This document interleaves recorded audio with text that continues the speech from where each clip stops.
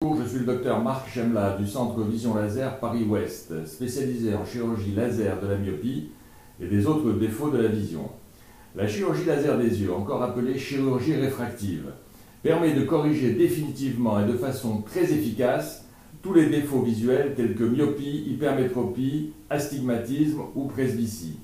Mais les techniques sont nombreuses et il n'est pas toujours facile pour les candidats de s'y retrouver.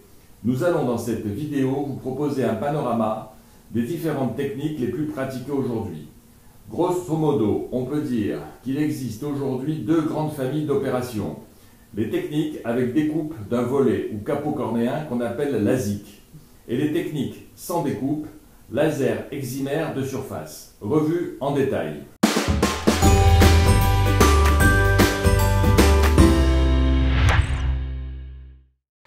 La première catégorie de techniques comporte une découpe de la cornée, c'est le LASIK.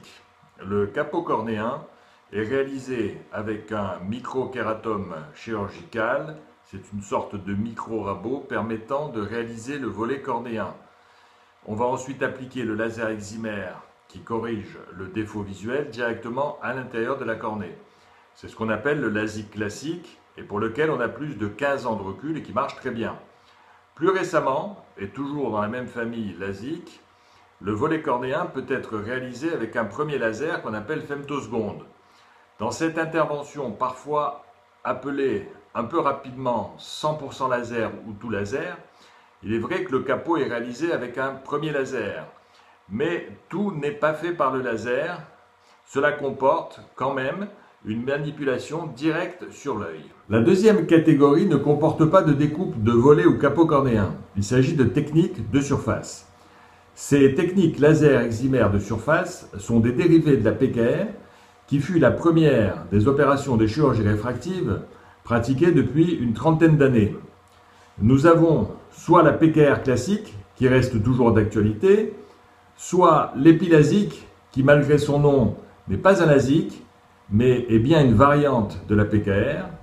Et nous pratiquons au Centre Vision Laser Paris-Ouest une nouvelle intervention qui est la trans-PKR.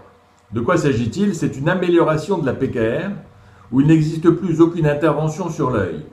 Alors que dans la PKR, il y a un grattage de l'épithélium de surface, dans la trans-PKR, il n'y a vraiment plus aucune intervention sur l'œil.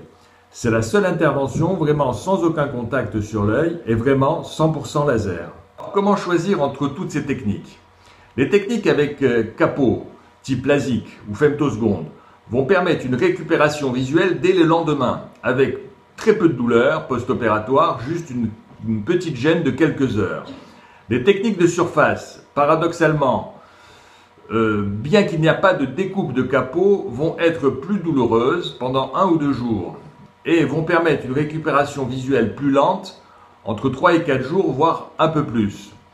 Par contre, du fait de l'absence de découpe, elles conviennent mieux aux cornées fines ou asymétriques.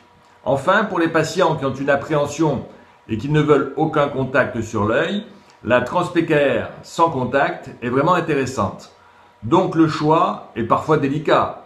Mais rassurez-vous, ce n'est pas vous qui déciderez du choix de la technique. C'est votre chirurgien qui, en fonction des résultats de votre bilan préalable d'éligibilité et des caractéristiques de votre œil, vous proposera, selon votre cas, telle ou telle intervention. Vous l'avez compris, seul le bilan préalable permettra de décider de votre éligibilité et guidera le choix de la technique la plus adaptée à votre cas.